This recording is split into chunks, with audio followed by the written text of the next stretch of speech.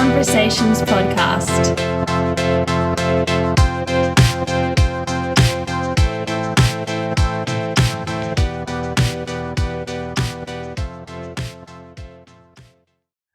Hey folks, and welcome to today's episode of Conversations Interpreting and Translating podcast. I've got with me again Hayley Armstrong, who's the managing editor of AUSIT's In Touch magazine. And if you remember a few months ago now, I think we spoke about the autumn edition, and now we're coming into summer. We thought we'd talk to Hayley and see what is in the new edition. Hello, Hayley. How are you going? Good, thanks. How are you going? Thank you very much. Great to see you. And I saw you at the AUSIT National Conference as well a few days ago. Yeah, I saw your face pop up in there too among all of the Zoom tiles. That's right. I had almost 100 people in front of me. I was like, who do I know? Who do I know? Ah, Hayley! And Hayley, you had a little bit of an extra person kind of over here when I saw you. Yes, I did. Congratulations. Thank you. Yeah, my 2-month-old daughter and my 3-year-old were accompanying me through some of the conference. Wonderful. And I just want to congratulate everyone at AUSIT again for organising an amazing 100% online conference. It was an excellent job that everyone did. Well done, well done.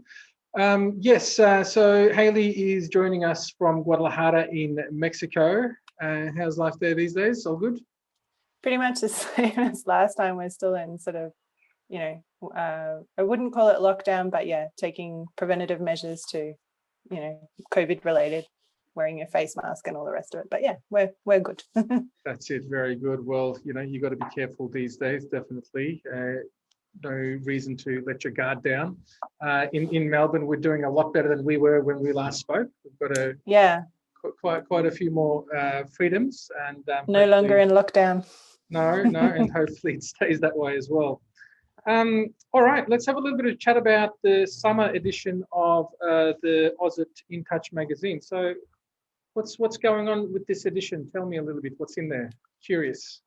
Well, there's a bit of a theme happening in this issue, and it seems to be around isolation or overcoming it, or finding strategies to still be connected, feel connected to other people without having to come in direct contact necessarily. So probably the main features are still a little bit about COVID. So there's an article about how the Aboriginal interpreting services in WA were getting information out to people, which I found it really interesting. They were using not just a straight translation, but making it multimodal, I guess, including plain English, subtitles, and even animation for people who weren't necessarily all that literate, and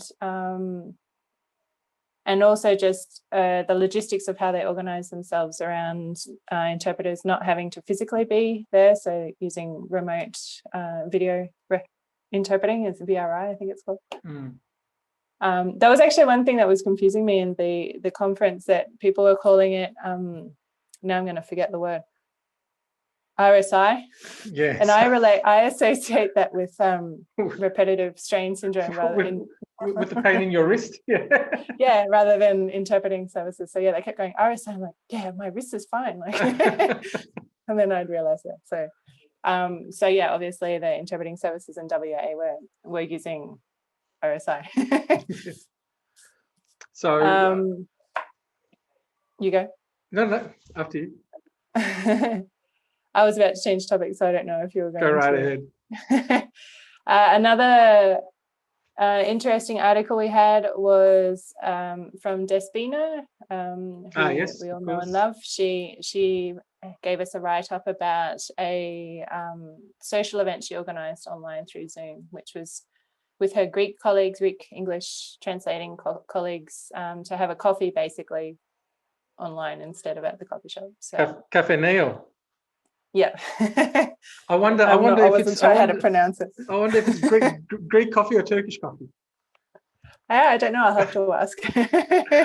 Being Turkish, I'm just being facetious, Despina. Well, yeah, it'd be. If you're watching, listening to this, it's same. I'll have She'll be mine. like, I'll have my metrio, thanks. Same thing by another name. That's right. What is it? A rose by any other name? That's it. And probably one of the more exciting, or I shouldn't say more exciting, but an exciting part of the isolation theme we have is a movie review. There's a newly released translating, or a movie about translators, literary translators that came out called the Translators. And there's a write-up, a review on it written by Jen Plaistow. And there's also a competition for people want to win a DVD to watch the movie at home. So is it a DVD of the movie? I understand so, yes. Magnificent. Well, I'm looking really forward to that. I think it's just because of COVID now, it should have hit cinemas a while ago, but because of COVID restrictions, I think it's just going to start hitting cinemas here now. And I saw a trailer for this movie just a few days ago when I finally went to the movies after about 6-7 months. And we used to go with my wife at least once or twice a week. Like we love the cinema. We were like that too. Yeah, and so we dashed in there, got our popcorn, got our soft drinks and choc tops, and the Translators. So did you watch the movie already? No, not yet. I just saw the trailer. Oh, you saw the trailer watching it. So Yeah. I'm really curious. I want to watch it. It looks pretty full on. It's a thriller. It's. Yeah, I'm excited to watch it because I actually can't watch it from here because I'm not in Australia at the moment, so I still have to wait. And I keep hearing all these good reports. Maybe you'll win the DVD. Yeah, maybe. Then I still have to get the postal system to get it here. But yes, we know how long that might take, huh? Yeah. But yeah, it does look like it would be an exciting movie, and from the review, it looks like it's well worth the time investment. Would be well worth watching. I think so. It's like a whodunit for translators. So Christine, Agatha Christie. Agatha Christie kind of stuff, yeah. And then it turns, and then guns came out, and there was a lot of action as well. I'm like, whoa, this, be thinking about the life of a translator and how it can be maybe not so much full of action.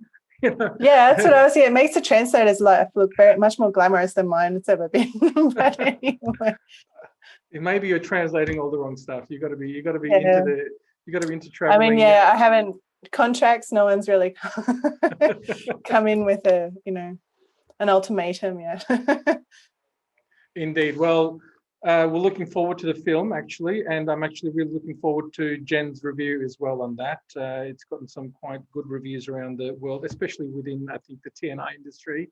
It's going to be really interesting. I mean, we haven't had a lot of films about translators and interpreters. There was one about called The Interpreter. I think Nicole Kidman was in it, and again, that was an action thriller action as well. So the two films that I know about interpreting and translating, action thriller movies. So maybe we do live that kind of a life. We just don't know. Maybe it's the politics side of interpreting and translating that has those risks involved. Indeed. Well, anyway, looking forward to that.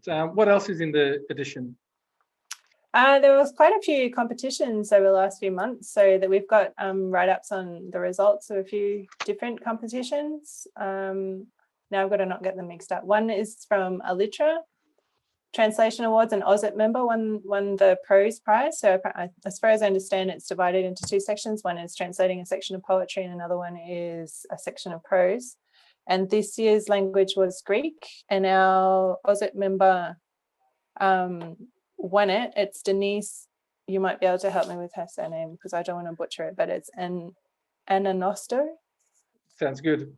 Sounds good. So sorry Denise if I've butchered your name, but she was the prize winner of the prose section, and she's an AUSIT member, which was great to hear. Magnificent. Congratulations, Denise. Yeah, well done. Another one is the AUSIT Student Excellence Awards. Came out too. As far as I understand, that's students who are studying a degree of some sort could put in 50 words or less what was the best thing they'd learned from their course. Another one is the AUSIT translation competition, which is for non-professionals, and they were in the running to win free AUSIT membership and also access to the AUSIT conference this year. So quite a few competitions. Oh, that's a pretty good prize. Yeah, it is. I wouldn't mind winning it myself, but it's for non-professional. You need to unprofessionalize yourself. Yeah. And speaking of professionalism, there's a couple of sections on professional development. So an article about analysing your performance as an interpreter and how you can improve on it. So if you write down what you think went wrong, and it's like a system on how to continually improve your service. And also a write-up on, which kind of ties in with the isolation thing, is that NATI's live interpreting tests are now have been being conducted via, I assume, Zoom or some similar platform. And so there's a write-up about how that process has adapted to COVID times for the moment until they're able to do it face-to-face again. Of course, many people lost their lives, many got sick, and the pandemic is not something to be happy about. But there is, I think, a silver lining, if there can ever be, especially within regards to remote connections. I was talking to one of your colleagues, actually, from AUSIT, Liz Ambrose, about feeling even more connected than I did before with everyone else, especially internationally, with other states. Like, I'm more in contact now with people all over the world than I was 6-7 months ago. Like, look at you, for example. Here you are all the way in Mexico, and we're just having a conversation right now. Yeah, that kind of happened for me too. Like the AUSIT conference itself, I've only been to once before, and unfortunately, just due to my own personal logistics, I didn't get to stay for the whole thing. I only got to see a couple of sessions. That was in the 2014 Brisbane one. And so I've always been wanting to come to a conference, and for one reason or another not being able to, mainly because I was on the other side of the world. But yes, this time I did get to come because it was a virtual conference, so I was excited about that. And I've noticed that with a couple of other areas of my professional life too, that things do seem in a way more connected, because a translator, especially a translator's life, is rather isolated even in normal circumstances. So in a way, with everyone else coming online, it's like, oh, hey, welcome to the party type thing. So yeah, it's been nice. And a call out to AUSIT here, maybe, hopefully things do go back to normal as soon as possible. But I really like the online version of the conference as well. And maybe there is a bit of a hybrid version. Me too. I'd love to see a hybrid version. Yeah, where remotely we can connect as well. And I think we were talking about, I think Professor Sandra Hale was talking about this in one of her presentations in the conference as well, where, people have a greater access now because of availability of remote learning for PD and things like video remote interpreting, things like that, as well as having access to more resources, more live resources around the world. And I think, especially, within regards to professional development, I think it makes a huge difference, especially for those people who are in remote areas, like yourself, all the way in Mexico. I don't think it gets any more remote than that. Remote from Australia, maybe, yeah, but not remote within Mexico, but yes. No, no, definitely. Another one, interesting one on professional development was, I think, by, again, I'm sorry if I butcher her name, Talicia Osepoku, about demand control schema under professional development there. And, ever since learning about the demand control schema at uni, I was able to apply that to my interpreting and translating, and I thought it made a huge difference.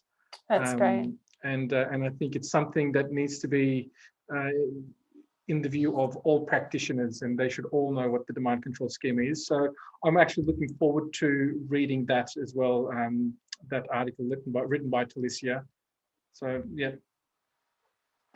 Yeah, that's one I've been looking forward to too. And I'm sure people will get a lot from it.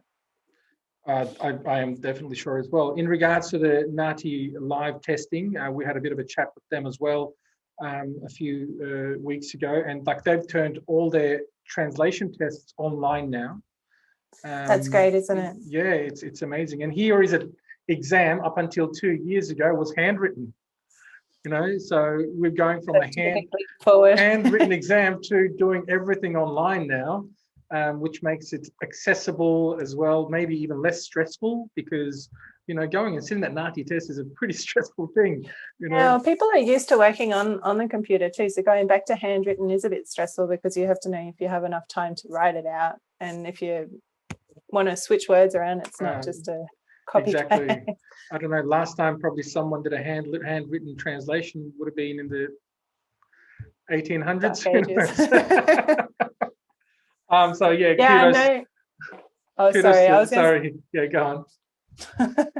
I know in the States they do sort of a hybrid thing. So I think it's supposed to still be a written test, but they have a computer version, but you still have to physically go to a place and do it and put it on a USB stick rather than, I don't know if Well, that's what NAATI was doing. So from they turned it from a written test into a test that you go take your computer and you do it while they're with invigilators in a room with other translating candidates.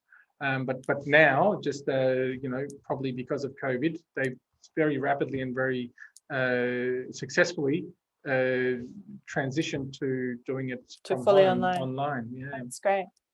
Which makes it again, easier access. So you could be up in a rural area of Australia somewhere and access the NAATI test, and you wouldn't have to travel all the way to maybe Sydney, Melbourne, wait for a specific date, and so on.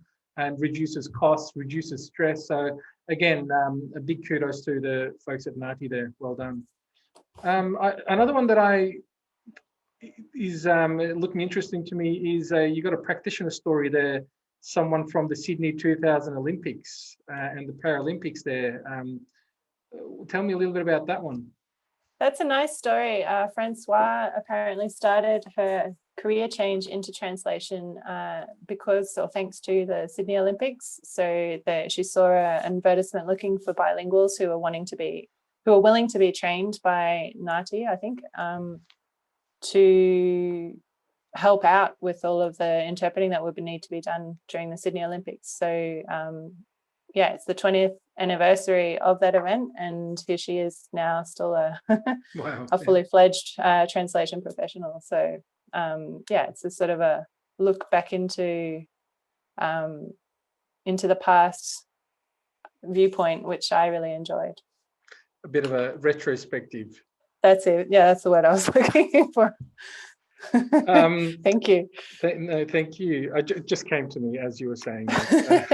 It's a very, very interesting one that I'm keen on actually reading as well. And I like the practitioner stories in particular. It just brings that level of humanity to our profession. We go, yes, we do have stories. We're not just people who just translate words. People have lots of really interesting stories because interpreters especially are involved in so many a range of different events and I guess transactions. So often people do have lots of stories hidden up their sleeves. And I think especially interpreters always have a lot to say.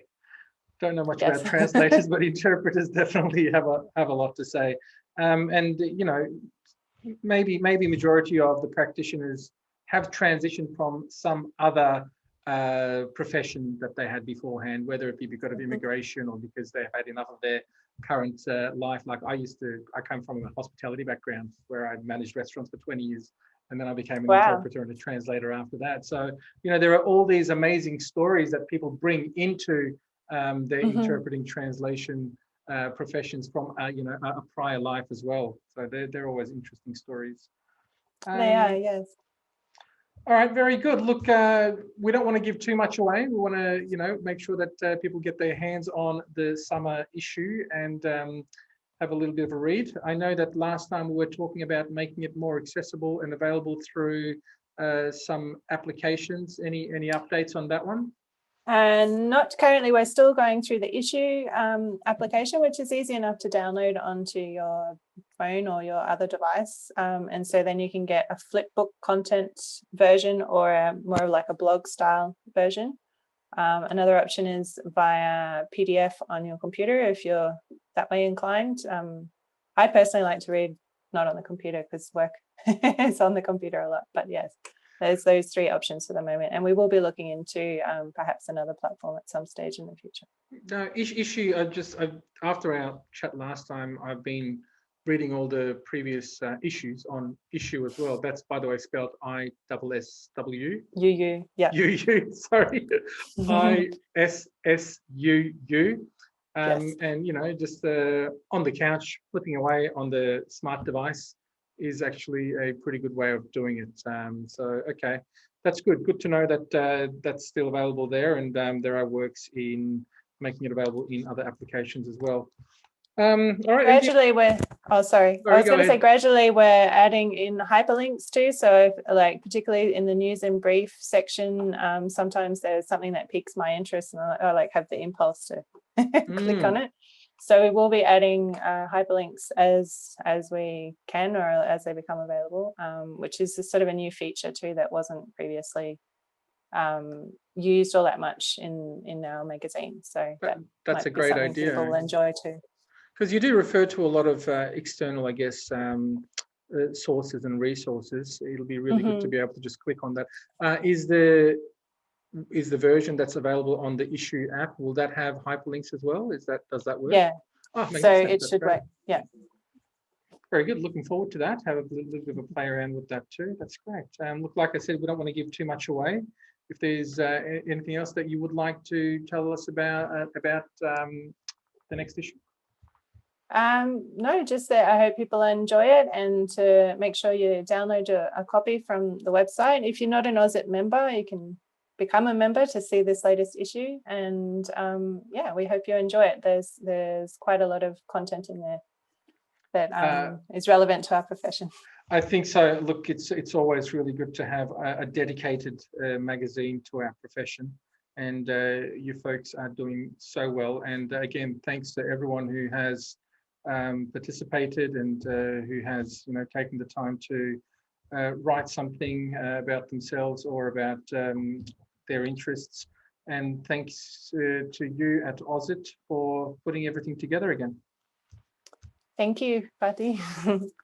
All right, well, let's download this issue that's coming up. When's it going to be out again? It's due out the first week of December. Oh, wow, okay. Just we've still got a week. So by the time, I think by the time I actually publish this episode, it will be available. So excellent. So yes, so let me just say this again. It's available now. Download it. If you're not an AUSIT member, become an AUSIT member, and you have free access to the magazine. If you're not an AUSIT member, it's old news. You get stuff like from 6 months ago. All right. And, with the world these days moving so fast, 6 months ago might as well be 60 years ago. So sign up, become an AUSIT member, read your magazine. There's a lot of hard work and effort being put in there, and it's a good read at the end of the day. So Hayley, looking forward to the next time we meet for the autumn issue. Yes, likewise. Thank you very much for having me, and I'll look forward to seeing you again for the next issue's summary, I guess. Sounds good. Take care. All the best. Okay, see you.